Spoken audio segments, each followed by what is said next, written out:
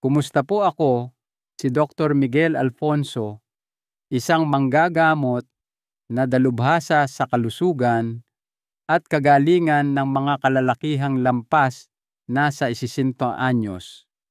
Sa loob ng maraming taon, inilaan ko ang aking propesyon sa pagtulong sa mga Ginoo na harapin ang mga pagbabagong kaakibat ng pagtanda at nais kong ibahagi sa inyo ang ilang mahahalagang kaalaman ngayon. Kung kayo po ay lampas na sa isip, may isang pribadong gawi na maaaring tahimik na sumisira sa inyong kalusugan at halos walang sinuman ang nagsasalita tungkol dito, ang masturbasyon. Isang bagay na itinuturing ng karamihan sa mga lalaki na ligtas at natural ay maaaring maging mapanganib habang nagkakaedad, hindi dahil sa mismong gawain, kundi dahil sa kung paano tumutugon ang inyong nagkakaedad na katawan dito. Ang epektibo noong kayo'y nasa edad 30 o 40 ay maaaring ngayon ay dahan-dahang sumisira sa inyong prostate, nagpapahina sa inyong mga paninigas at umuubos sa inyong enerhiya sa mga paraang hindi ninyo namamalayan. Ako po si Dr. Miguel Alfonso, isang urologist at espesyalista sa kalusugan ng kalalakihan na may higit sa 30 taon ng karanasan sa paggamot sa mga pasyenteng lalaking nagkakaedad.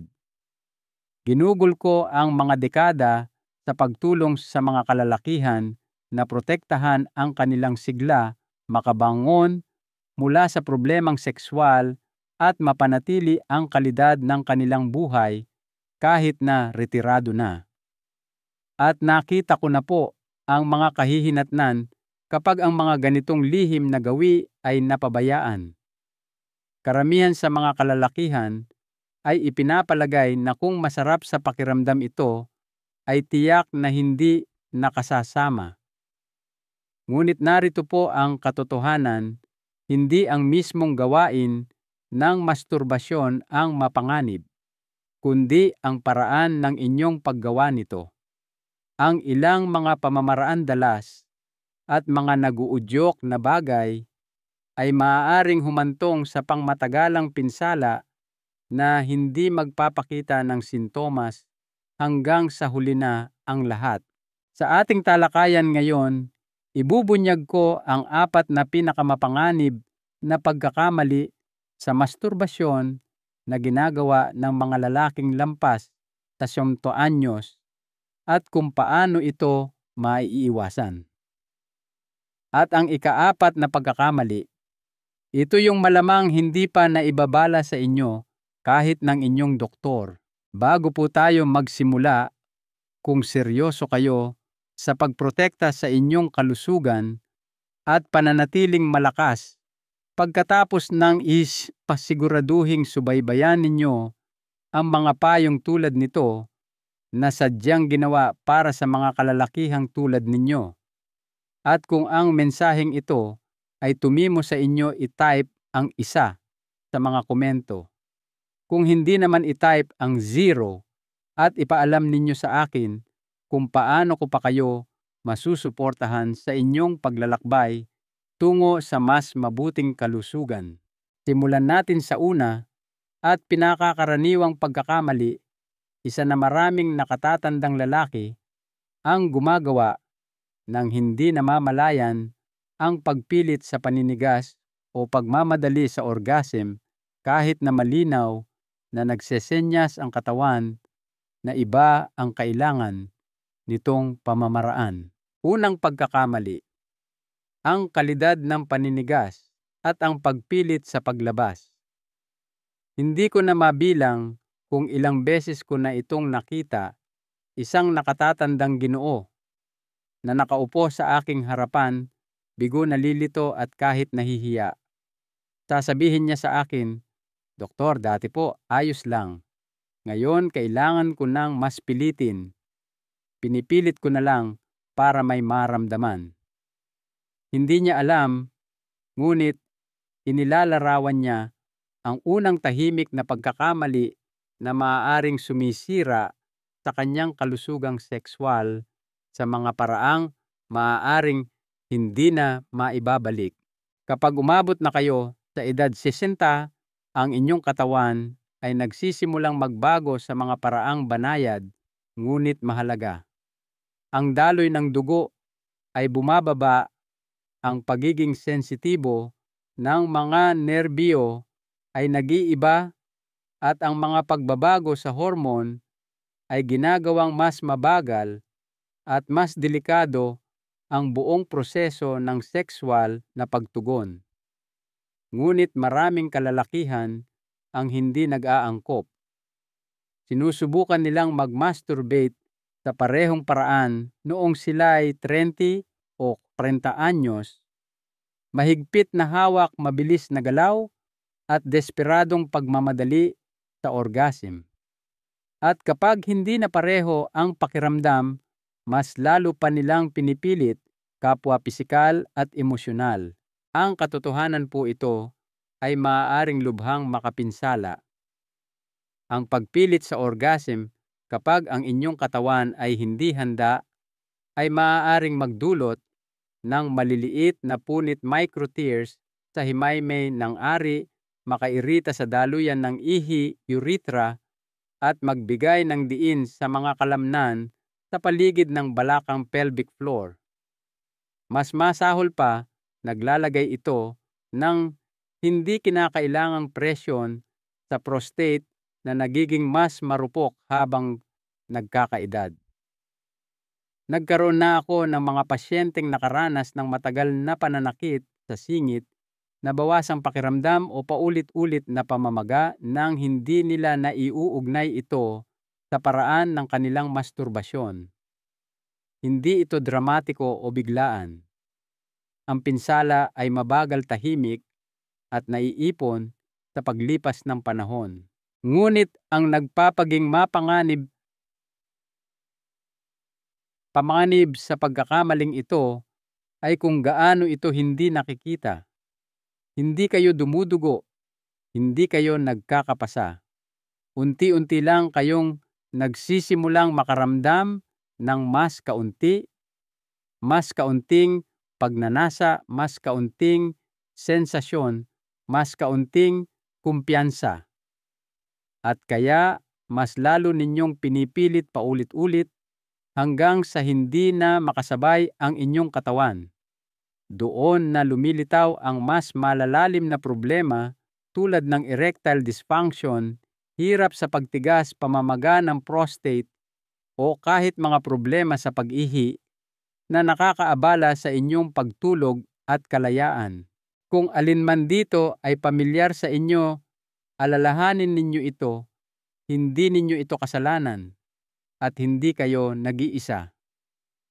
Karamihan sa mga kalalakihan ay hindi kailanman naturuan na pagkatapos ng sikinto, ang sexual na aktibidad ay kailangang gawin ng may pag-iingat, presensya at respeto sa bagong ritmo ng katawan.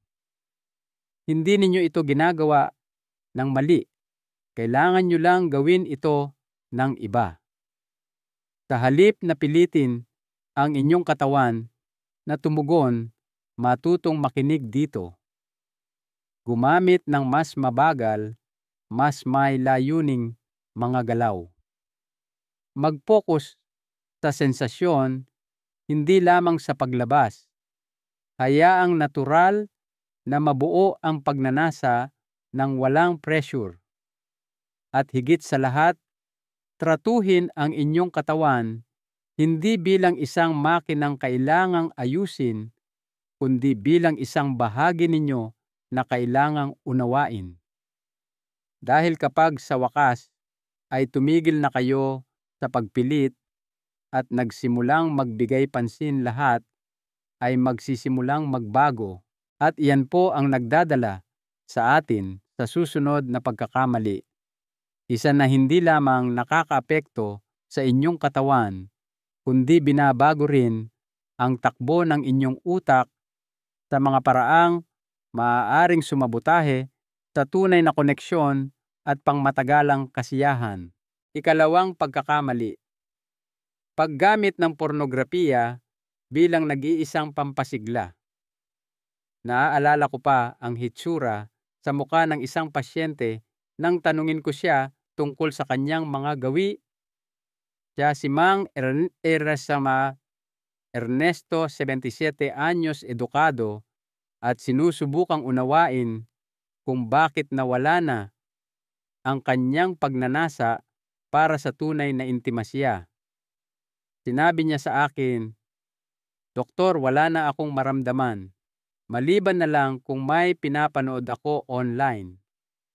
At kahit panoon, hindi na tulad ng dati."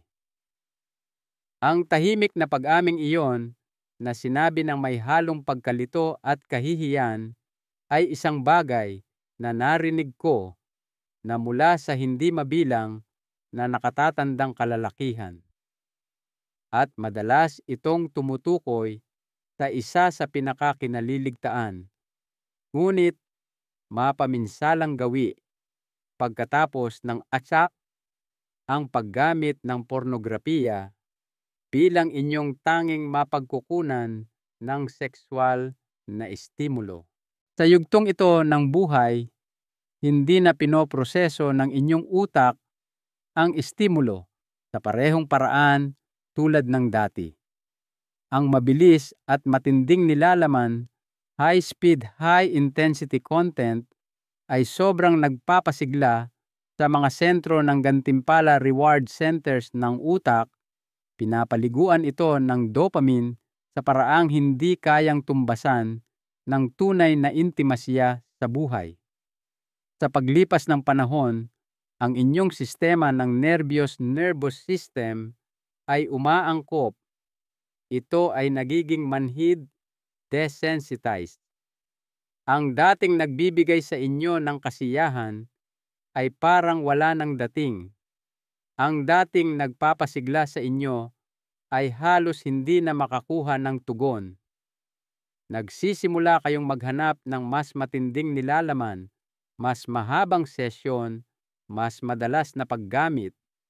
At habang nangyayari ang lahat ng ito, ang natural na kakayahan ng inyong utak na masiyahan sa haplos koneksyon at pagnanasa ay nagsisimulang maglaho. Hindi po ito tungkol sa moralidad. Ito'y tungkol sa biyolohiya.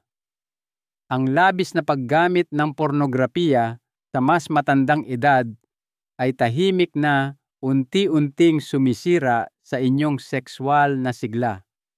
Binabago nito ang takbo ng inyong sistema ng gantimpala, ginagawang mas mahirap tumugon sa inyong kapareha, mas mahirap makahanap ng kasiyahan sa pisikal na haplos, at mas mahirap maramdaman ang pagiging malapit na ibinibigay ng tunay na intimasya. Maaari kayong makaramdam ng higit na pag-iisa, emosyonal na pagkakahiwalay, kahit depresyon, at hindi ninyo naiintindihan kung bakit. Ang mas malalim na pinsala ay emosyonal kasing tulad ng pisikal. Nagkaroon na ako ng mga lalaking umiiyak na nagsasabi sa aking hindi na nila nararamdaman ang kanilang sarili. Namimiss nila ang mga araw na natural na dumarating ang pagnanasa na kaya nilang masiyahan sa isang sandali ng pagiging malapit ng hindi nangangailangan ng screen. Ang pinakamalungkot na bahagi ay marami sa kanila ang hindi kailanman nalaman na ang gawin na ito na ginagawa ng pribado ay maaaring magkaroon ng ganito kalaking epekto sa kanilang mga relasyon, kumpiyansa, at pangkalahatang kagalingan. Ngunit hindi pa huli ang lahat para magbago. Ang inyong utak ay kahangahangang madaling umangkop kahit lampas santo na. Sa pamamagitan ng oras at intensyon, maaari ninyong sanayin muli ang inyong isip na tumugon sa tunay na koneksyon sa mundo. Magsimula sa pamamagitan ng pagbabawas ng paggamit ng screen, gumamit ng alaala pantasya o kahit pagbabasa upang muling gisingin ang inyong panloob na mundo. Magugulat kayo kung gaano karaming buhay ang nagbabalik kapag itinigil ninyo ang pagpapamanhid dito. At habang tayo'y sumisiyasat ng mas malalim, may isa pang pagkakamali na kasing tahimik ngunit mas nakauubos ng lakas sa pisikal.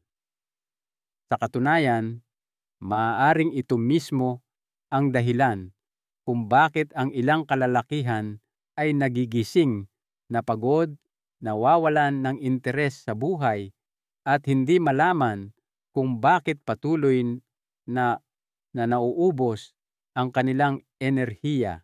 Ikatlong pagkakamali, masyadong madalas na masturbasyon para sa inyong edad at antas ng enerhiya. Umupo siya ng tahimik sandali bago sa wakas ay nagtanong, posible po kayang masyado ko itong ginagawa ng madalas? Si Lolo Jose po iyon, 71 anyos, nasa maayos namang kalusugan, ngunit palaging pagod, iritable at hindi makapag-focus.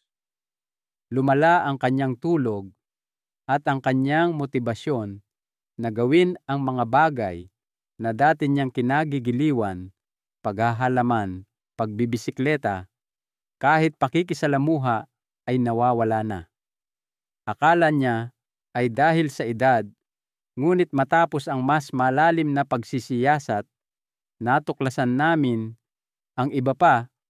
Halos araw-araw siyang nagmamasturbate, minsan higit pa sa 1 beses sa isang araw, sa pag-aakalang nakakatulong ito sa kanya na mag-relax. Sa katotohanan, tahimik siyang inuubos nito. May isang ideya na dala-dala ng maraming lalaki sa buong buhay nila na ang paglabas ng semilya, ejaculation, ay palaging malusog, palaging isang paraan ng pagpapalaya. At bagamat maaaring totoo iyon, noong kayo'y nasa edad 30 o 40 ang inyong katawan, pagkatapos ng 60 ay iba na ang sinusunod na patakaran. Ang inyong paggaling sa aspetong hormonal ay bumabagal. Ang inyong sistema ng nervous system ay mas matagal bago mag-reset, at ang inyong enerhiya na dati madaling mapunan ay nagiging mas mahalagang yaman. Ang madalas na paglabas ng semilya, lalo na kapag kayo'y pagod, naiinip o stress, ay hindi nagpapakalma sa katawan.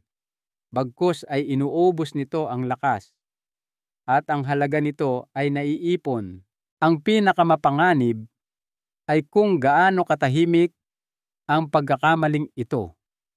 Hindi ninyo ito mapapansin pagkatapos ng 1 beses o kahit 5. Ngunit sa paglipas ng mga linggo o buwan, maaari kayong magsimulang magising na matamlay ang inyong sigla, ay nawawala ang inyong kalooban, ay bumababa, at isinisisi ninyo ito sa pagtanda. Sa katotohanan, nagsesenyas ang inyong katawan na kailangan nitong mag-imbak ng mas marami, hindi maglabas ng mas marami.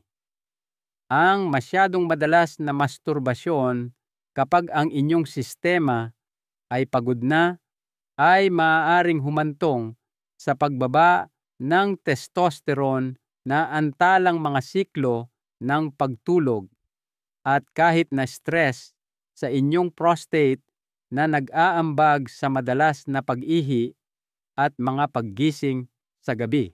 Hindi ko po sinasabing kailangan ninyong tumigil ng tuluyan. Sa katunayan, ang ilang antas ng sexual na pagpapahayag ay malusog sa anumang edad, ngunit dapat itong nakaayon sa kasalukuyang ritmo ng inyong katawan. Kung saan dati ay kaya ninyong bumalik sa dati sa loob ng ilang oras, ngayon ay maaaring kailanganin ninyo ng ilang araw. Ang susi ay pakikinig, hindi pagpilit. Para sa ilan, ang pagbabawas sa minsan o 2 beses sa isang linggo ay nagdudulot ng kapansin-pansing paglakas ng enerhiya, kalinawan at emosyonal na balanse. Ang iba naman ay sumusubok ng mga paraan ng estimulo na hindi palaging nagtatapos sa paglabas ng semilya na nagbibigay sa kanila ng koneksyon ng walang pagkaubos. Kapag itinigil ninyo ang pagtrato sa inyong katawan na parang makina at sinimulan itong tratuhin bilang isang matalino at tumutugon na katuwang lahat ay nagbabago. Nababawi ninyo ang lakas hindi sa pamamagitan ng paggawa ng mas marami, kundi sa pamamagitan ng paggawa ng mas kaunti ng may higit na pag-iingat. Ngunit kung ang pagkakamaling ito ay umuubos sa inyong katawan, ang susunod naman ay tumatarget sa isang bagay na mas vulnerable pa, ang inyong prostate. At ang hindi napagtatanto ng karamihan sa mga lalaki ay kung paano ninyo tinatrato ang maliit na glandulang ito habang at pagkatapos ng sariling kasiyahan ay maaaring humubog sa inyong kaginhawaan, kontrol sa pantog at pangmatagalang kalusugan sa mga paraang hindi ninyo inaasahan. Ika-4 na pagkakamali, pagbabalewala sa kalusugan ng prostate habang nagsasariling kasiyahan. Hindi ko malilimutan ang pasyenteng si Mang Roberto na lumapit sa akin na may banayad na reklamo, walang matalas o bigla ang sakit, kundi isang paulit-ulit na pakiramdam ng bigat pagkatapos ng orgasm at pakiramdam na parang hindi siya lubos na nakakaraos. Siya ay 28 anyos aktibo, medyo malusog, ngunit hindi komportable sa paraang hindi niya lubos maipaliwanag. Noong una, hindi niya ito iniugnay sa kanyang mga pansariling gawi. Lagi ko namang ginagawa ito ng ganito, sabi niya. At iyon mismo ang nagpapaging mapanganib sa pagkakamaling ito. Ito ay tahimik, pamilyar at dahan-dahang sumisira sa isa sa pinakasensitibong bahagi ng kanyang katawan, ang kanyang prostate. Pagkatapos ng 60, ang prostate ay nagiging mas vulnerable. Ito ay isang maliit na glandula, ngunit ang papel nito sa kalusugan ng lalaki ay napakalaki. Sa panahon ng masturbasyon, lalo na kung ginagawa habang nakaupo sa kuba o baluktot na posisyon o naglalagay ng presyon sa perineum, ang lugar sa pagitan ng bayag at butas ng puwit, ang prostate, ay maaaring mamaga o mairita na hindi ninyo namamalayan. Idagdag pa riyan ang ugali ng hindi pag-ihi pagkatapos ng orgasm, isang bagay na kinaliligtaan ng maraming lalaki, at mayroon na kayong perpektong sitwasyon para sa matagalang pamamaga, discomfort o kahit na paulit-ulit na prostatitis, pamamaga ng prostate.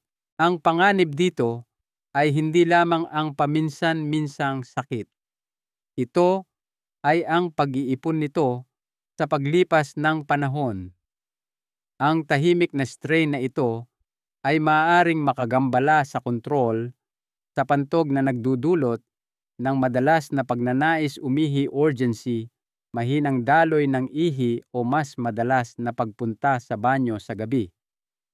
Maaari kayong makapansin ng mahapding pakiramdam habang umiihi, bigat sa bahagi ng balakang o isang pangkalahatang pakiramdam ng tensyon na hindi lubos na nawawala. Gayunpaman, karamihan sa mga lalaki ay hindi naiisip na iugnay ang mga sintomas na ito sa kung paano nila hinihipo ang kanilang sarili. Sinisisi nila ang edad, dieta o ipinapalagay na lamang na bahagi ito ng pagtanda. Ngunit hindi po. Mayroon kayong higit na kontrol kaysa sa inaakala ninyo. Ang maliliit na pagbabago tulad ng pag-ihi pagkatapos ng orgasm para linisin ang urethra, pag-aayos ng inyong posisyon para mabawasan ang presyon at pagiging mas maingat sa kung gaano kadalas at gaano kalakas kayo nagbibigay sigla ay maaaring magdulot ng malaking pagkakaiba. Ang pagprotekta sa inyong prostate ay hindi lamang tungkol sa pag-iwas sa sakit. Ito ay tungkol sa pagpapanatili ng kaginhawaan, kumpiyansa at kontrol sa inyong pang-araw-araw na buhay. Nakakita na ako ng mga lalaking nasa kanilang 70s na muling nagkamit ng kapayapaan sa kanilang katawan sa pamamagitan lamang ng pagkatutong tratuhin ang kanilang prostate ng may kaunting dagdag na pag-iingat. Hindi ito nangangailangan ng gamot o radikal na pagbabago, kamalayan lamang at kahandaang umangkop. At ngayong nauunawaan na ninyo kung paano maaring unti-unting sirain ng 4 na tahimik na gawin na ito ang inyong kalusugan oras na para pagsama-samahin ang lahat. Dahil ang pag-alam sa mga pagkakamali ay isang bagay, ngunit ang pagkatuto kung paano muling buuin ang lakas, pagiging sensitibo at kasiyahan pagkatapos ng 4 taon, diyan po nagsisimula ang tunay na transformasyon. Pag-usapan natin kung ano ang maaari ninyong gawin simula ngayon. Konklusyon. Kung umabot po kayo hanggang dito, nais kong sabihin sa inyo ng direkta mula sa isang lalaki patungo sa kapwa lalaki, hindi po kayo depektibo, hindi kayo nahuhuli, hindi kayo nag-iisa. Ang mga pagbabagong maaaring napapansin ninyo sa inyong katawan, ang mas mabagal na pagtugon, ang mas mababang enerhiya, ang tahimik na discomfort ay hindi mga senyales ng kahinaan. Ang mga ito po ay mga senyales. Ang inyong katawan ay nakikipag-usap sa inyo. At sa napakatagal na panahon, tinuruan tayong balewalain ang mga senyales na iyon na ipagpatuloy lang ang paggawa ng mga bagay sa paraang lagi nating ginagawa. Ngunit pagkatapos ng asinpaw, ang mga dati ring rutina na iyon ay maaaring tahimik na magsimulang kumontra sa inyo. Nakita na ninyo ang 4 na pinakakaraniwang pagkakamali na ginagawa ng mga nakatatandang lalaki pagdating sa sariling kasiyahan. Ang una, ang pagpilit sa paglabas ng walang matibay na paninigas ay maaaring mukhang hindi nakapipinsalang paraan, ngunit sa katotohanan ito ay paulit-ulit na insulto sa himaymay na nangangailangan ng kahinahunan at pag-aalaga. Ang ikalawa, ang pag-asa sa pornografiya bilang inyong tanging mapagkukunan ng pagnanasa ay tahimik na binabago ang takbo ng inyong utak, pinupurol ang tunay na intimasya sa buhay at nagnanakaw mula sa inyong mas malalim na kapasidad para sa koneksyon.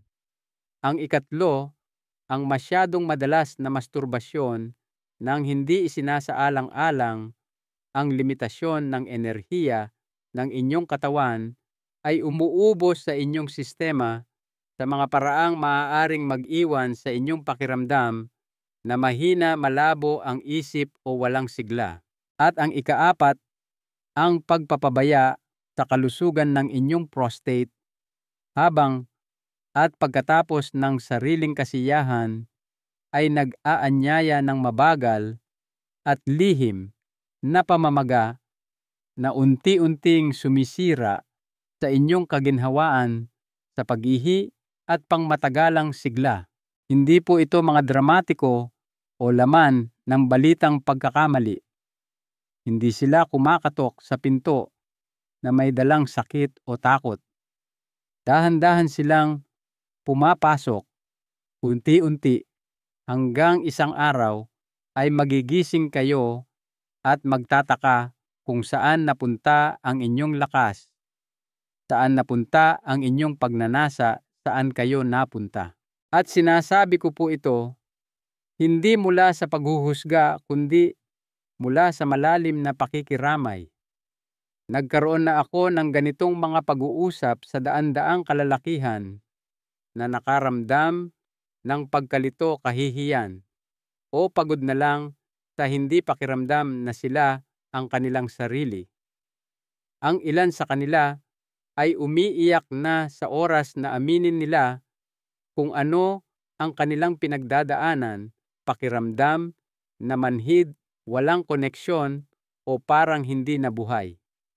Ito ang mga lalaking nagtayo ng mga karera, nagpalaki ng mga pamilya, nagsilbi sa kanilang mga komunidad, ngunit walang sino man ang nagsabi sa kanila na ang paraan ng kanilang pag-aalaga sa sarili sa likod ng mga saradong pinto ay maaaring magkaroon ng ganito katagal na epekto sa kanilang pakiramdam sa mundo. Kaya hayaan ninyong ako na ang magsabi sa inyo, mahalaga pa rin po ang inyong kalusugang sexual, ang inyong enerhiya, ang inyong kaginhawaan, ang inyong kakayahang makaramdam ng kasiyahan at koneksyon, lahat po iyan ay mahalaga pa rin. Ngunit nangangailangan ito ng bagong uri ng atensyon, hindi ang tipo ng todo bigay ayusin sa puwersa, kundi ang tipo ng pakikinig, ang banayad, mausisa at magalang na uri. Maaaring kailanganin ninyong matutunan muli kung paano hipuin ang inyong sarili sa mga paraang nagpapalusog sa halip na umuubos. Maaaring kailanganin ninyong mag-eksperimento sa pagpapabagal, paghayaang unti-unting mabuo ang pagnanasa at pagpayag na ang inyong katawan ang gumabay sa bilis. Maaaring makinabang kayo sa pagbabawas hindi dahil sa kahihiyan, kundi bilang isang regalo sa inyong sistema ng nerbiyos. Maaaring matuklasan ninyo na ang tunay na kasiyahan ay hindi palaging nagmumula sa orgasm, kundi mula sa presensya, pasensya, at muling pagkonekta sa inyong sarili. Ito po ay higit pa sa pag-iwas sa mga pagkakamali. Ito ay tungkol sa pag-angkin ng isang bagong kabanata ng buhay na hindi tinutukoy ng paghina, kundi ng karunungan. Nabuhay kayo sa mga dekada ng pressure, pagganap at pagsusulong. Ngayon, ang inyong katawan ay nag-aalok sa inyo ng ibang bagay, isang paanyaya na lumalim, hindi lumakas, na unawain ang inyong sarili ng mas lubusan, na muling bigyang kahulugan ang pagkalalaki, hindi bilang lakas na walang kahinahunan, kundi bilang lakas na may pagiging sensitibo. At ang magandang bahagi po, posible ang pagbabago sa anumang edad. Nakakita na ako ng mga lalaking nasa kanilang 60s, 70s, kahit 80s na bumalik sa kanilang sarili, na nakakaramdam ng higit na kamalayan, sigla at koneksyon sa kanilang mga katawan kaysa noong sila'y bata pa. Ang kailangan lang ay kahandaang mapansin, umangkop at itigil ang paggawa ng mga bagay na hindi na nagsisilbi sa inyo.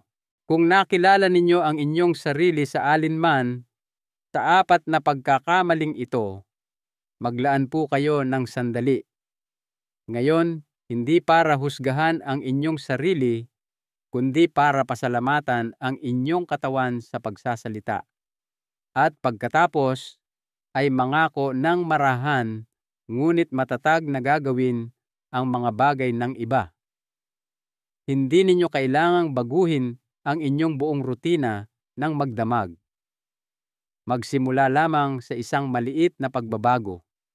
Marahil ito ay ang pagbibigay sa inyong sarili ng mas maraming oras, pagpili ng ibang postura, pag-iwas sa screen o simpleng pagtatanong, ano ang kailangan ng aking katawan ngayon? Sa halip na gaano kabilis ako matatapos. Hindi lamang po ito tungkol sa sex. Ito ay tungkol sa kalidad ng inyong buhay. Ito ay tungkol sa muling pag-angkin sa mga bahagi ng inyong sarili na maaaring naramdaman ninyong nawala o natahimik. Ito ay tungkol sa pagbuo ng isang bagong relasyon sa inyong katawan, isa na nakaugat sa karunungan, pag-aalaga at paggalang sa sarili. Kaya habang tinatapos natin ang pag-uusap na ito, nais kong mag-iwan kayo ng higit pa sa impormasyon. Nais kong mag-iwan kayo ng bagong pananaw. Kayo po ay isang sexual na nilalang pa rin. Kayo ay may kakayahan pa ring makaramdam ng kasiyahan.